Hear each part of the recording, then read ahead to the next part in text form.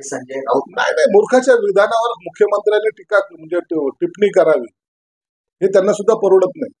म्हणून त्यांनी आमच्यासारख्याला सांगितलं की त्या मूर्खांना उत्तर तुम्हीच द्या. हे त्यांनी सांगितल्यामुळे आम्ही बोलतो. असं आम्हाला सुद्धा बोलायला लाज वाटते. मुख्यमंत्री एकनाथ शिंदे यांचा शिवसंकल्प यात्रा आणि यवतमाळला वगळण्यात आलेला आहे, त्यामुळे असं नाहीये. मुख्यमंत्र्यांचा शिवसंकल्प यात्रा 10-11 तारखेला आमच्याकडे सुद्धा होणार होती, परंतु काही कारणास्तव ती यात्रा थांबवली. याचा अर्थ असं होत नाही की हा मतदारसंघ त्यांना, राजकीय कारण काही असतील किंवा त्यांच्या वेळेची ऍडजस्टमेंट असेल, त्यावेळेला जर यात्रा थांबवली म्हणजे मतदारसंघ सोडले, असं त्या भ्रमात काही लोक असतील तर त्या भ्रमातच त्यांना राहू द्या. कर चुकवल्या प्रकरणी भावना गवळी यांच्यावर आयकरची किंवा कारवाई झालेली आहे आणि त्यानंतर ट्रस्ट खातं जे आहे गवळी गोठवण्यात आलं. कायदेशीर कारवाई असते हो. आम्ही तर प्रत्येकाला सांगतो ना. आता का नाही बोलत हे उभाटा गटाचे काही जे होते ना सोपाळ नेते, का बोलत नाही? भावना गवळीवर अन्याय झाला का बोलत नाही? आयकर ईडीची छापा त्याच्यावर पडला का बोलत नाही? जो जो कारवाई शासकीय यंत्रणा करते त्याला आम्ही कधी सपोर्ट करतो, त्यांना पाठिंबा देतो ना. आम्ही आमचं जर बाजू क्लिअर आहे तर ती त्यांच्याजवळ मांडणार आहोत. म्हणून त्याच्यावर काही इतका भावना गवळी आता अडचणीत असं काही नाही. जे काही असेल कायदेशीर कारवाईला ते समोर जातील आणि योग्य तो निर्णय जो डिपार्टमेंटला घ्यायचा तो निर्णय ते घेतील.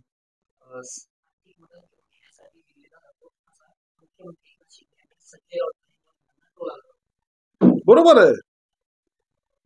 महाराष्ट्रामध्ये एवढे जे काही तुम्ही आता पाहताय, ह्या 12 तारखेला पुन्हा पीएम येणार आहे. एक चांगल्या प्रोजेक्टचं उद्घाटन करणार आहे. मागच्या वेळेला आलं मेट्रोचं उद्घाटन केलं, त्याच्यापूर्वी आले अनेक योजना ज्या यांच्या काळामध्ये बंद पडल्या होत्या त्या सर्व कार्यरत झालेल्या आहेत आणि अंतिम टप्प्यामध्ये त्याचं उद्घाटन सुद्धा होतं.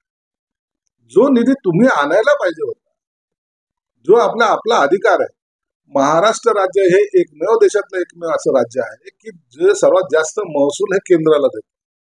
मग त्यामध्ये हिस्सा तेवढा मोठा असला पाहिजे, परंतु मागणारच नाही तर ते देतील कशाला? म्हणून शिंदे साहेब जे आणतायत त्याच्यामुळं प्रत्येक भागामध्ये एक विकासाची एक वेगळी लाईन ज्याला म्हणतायत, विकासाची गंगा ज्याला म्हणतायत, ते आता दिसायला लागलेले आणि याचाच काही लोकांना जळफळाट होतो. ते जाऊन आमच्याशी युती करता का, आम्ही तुमच्या बरोबर आहोत, ही जी लाचारी करणारे लोक आहेत ना, त्यांनी आता आमच्यावर टीका करण्यापेक्षा आपली लाचारी लपवण्यासाठी जे काही धंदे करतायत तेच करावे, तेच त्यांच्या नशिबी आहे. आम्हाला काही दिसत नाही. आम्हाला स्वप्नात वगैरे यायचं काम नाहीये. त्यांना खऱ्या अर्थानं त्यांना आम्ही दिसतोय.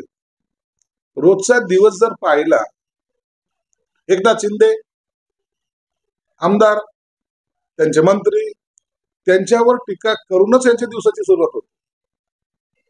जे काही पॉझिटिव्ह काम असेल ते पॉझिटिव्ह काम सुद्धा त्यांना दिसत नाही, हे दुर्दैव.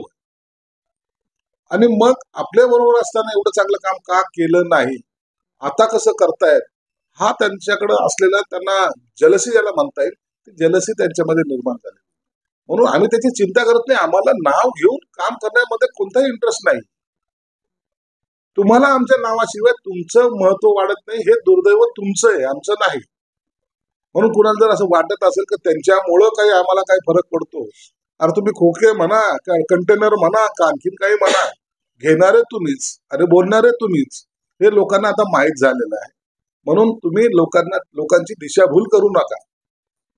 एक दिवस हे सर्व प्रकार या जनतेसमोर निश्चित येतील आणि त्या उभारणीमध्ये आपलाही आणखीन एक मोठा वाटा या नागरिकाच्या वतीने द्यावं, ही जी कल्पना एकनाथ शिंदे साहेबांना सुचली त्याबद्दल महाराष्ट्राच्या जनतेमध्ये एक वेगळी आनंदाची लाट ज्याला म्हणता येईल ती आली.